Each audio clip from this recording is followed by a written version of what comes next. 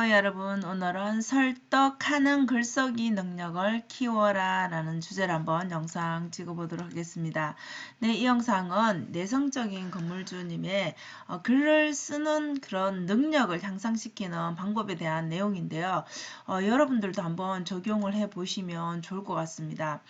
이분은 평소에 책을 읽고 어떤 그 책 속에서 작가가 추구하는 그런 글쓰기 패턴들이 보이잖아요. 그 스타일이라고 하죠. 그죠? 본인의 그런 스타일들이 다 각자 있는데 그 패턴을 분석한다고 합니다.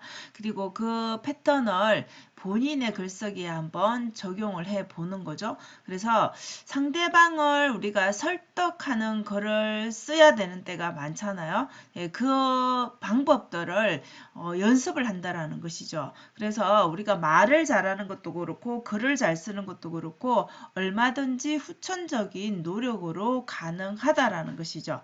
그래서 이렇게 목적을 가지고 설득하는 그런 글쓰기는 충분히 우리가 어떤 패턴이 있기 때문에 그 패턴대로 연습하면 3개월 정도 연습하면 그런 틀들을 우리가 완성할 수 있기 때문에 누구나 글을 잘 쓰는 이런 목적으로 글을 쓰는 것에는 충분히 가능하다라는 것이죠. 여기서 글을 잘 쓰는 거는 여러분 막 문학적으로 대단한 그런 작가가 되는 그런 수준의 글쓰기를 말하는 게 아니라 목적에 따른 그런 상대방을 설득할 수 있는 글쓰기를 말합니다.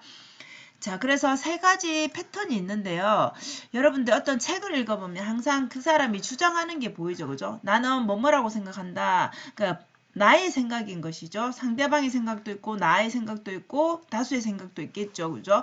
자, 그리고 나는 뭐뭐시다라고 이렇게 주장을 합니다. 일단. 자, 주장을 하게 되면 그 이야기가 그 주장이 모두 받아들이면서 모든 사람이 맞다라고 할 수도 있지만 분명히 반대로 생각하는 사람도 있죠. 그죠? 그렇기 때문에 이 상대방의 반론이 있을 수 있습니다. 아, 그렇게 생각 안 하는데 라고 말할 수 있겠죠. 그런데 이제 이런 상황에서 마지막에 세 번째는 하지만이라고 붙여줍니다.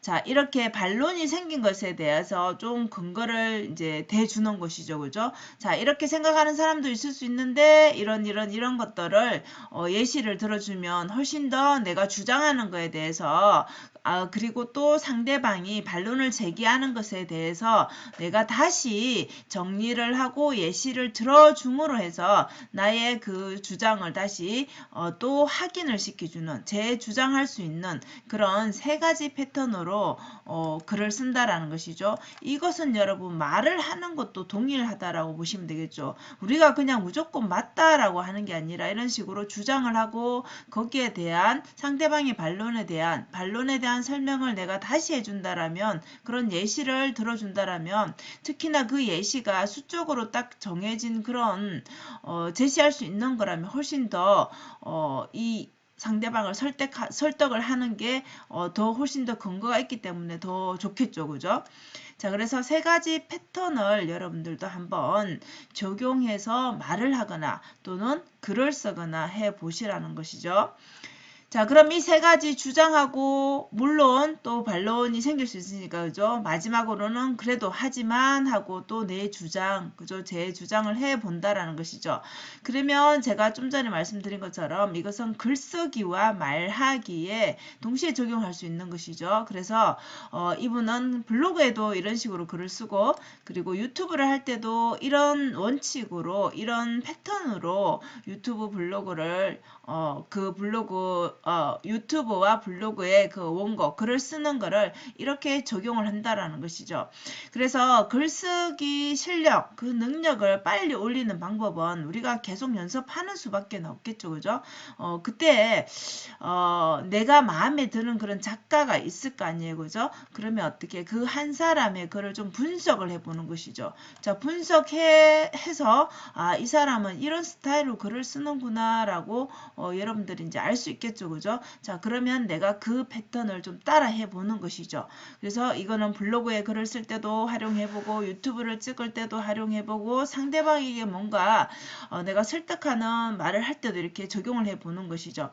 그래서 우리가 가수들이 여러분 모창을 많이 하잖아요. 그죠? 근데 모창이라는 게 그 상대방을 내가 따라 한다고 하더라도 어떤가요? 그 사람을 정말 완벽하게 똑같이 할 수는 없죠. 그런데 그 사람의 어떤 특징들을 따라 하다 보면 그것이 다시 나에게 녹아들어서 그런 뭐 발성이든 그런 어떤 그 사람이 하는 것을 따라 한다라고 하지만 그것은 다시 내 것만의 뭔가 그러니까 여러분만의 또 새로운 게 또 재탄생이 되는 것이죠. 그죠? 그래서 이게 상대방을 모방하는 것이지만 결국은 그 모방이 재창조가 일어나서 나만의 스타일이 또 완성이 된다라는 것이죠. 그래서 우리가 아무리 따라한다 해도 글쓰기나 그리고 이런 뭐 노래라든지 뭐 그림을 그린다든지 모든 것들이 따라 하더라도 결국은 반복하다 보면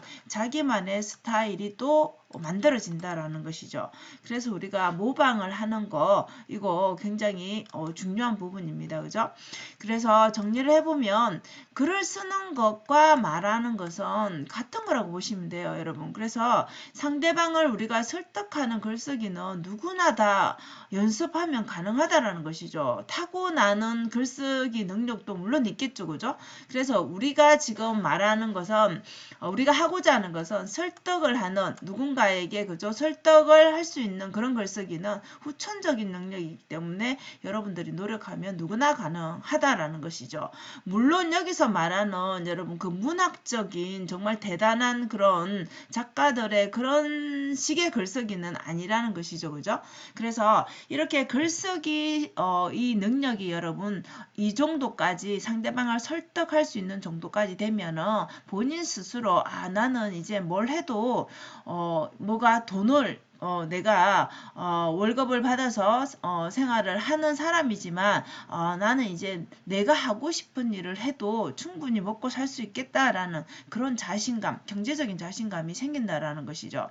그래서 이 세 가지 패턴을 이용해서 지금 이 유튜브도 여러분들 지금 이 컨텐츠도 결국은 세 가지의 이 스타일로 말하기에 적용을 한 것이라고 보시면 되겠습니다. 그래서 이분이 주장하는 게 경제적인 자신감이 생긴다라는 거. 어떻게 설득하는 글쓰기 능력이 생기면 경제적 자신감하고 연결된다라고 주장을 하는 것이고 그죠? 근데 또 반대로 제가 아까 말씀드린 것처럼 그런 글쓰기 말고 정말 이 문학적인 글쓰기라든지 이런 반론을 제기하는 분들이 반드시 있을 것이잖아요. 그죠?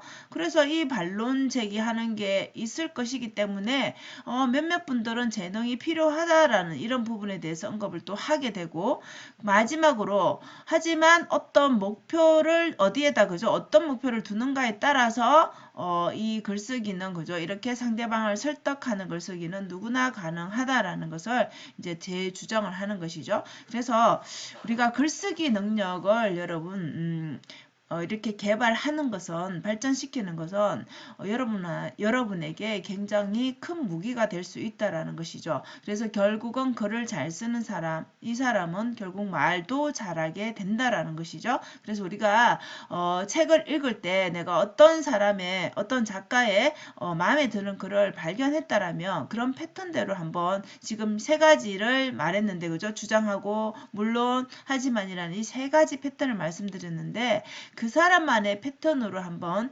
글쓰기를 해보시면 어떨까 싶습니다. 물론 이거 한 번 해서 여러분 되지 않겠죠. 그죠? 이렇게 이분이 말씀하시는 것처럼 뭐 3개월 아니라 그죠? 3개월은 이제 어느 정도 패턴을 익히는 정도라면 정말 내 것이 되려면 3년, 5년 이런 긴 시간이 필요합니다. 그렇기 때문에 꾸준하게 그죠? 꾸준하게 매일매일 이렇게 글을 길게는 쓰지 못하더라도 짧게 쓰는 그런 연습을 해보면 누구나 후천적인 능력으로 개발할 수 있다라는 것입니다. 그래서 여러분들도 상대방을 설득할 수 있는 글쓰기 능력 한번 장착해 보시면 좋겠습니다.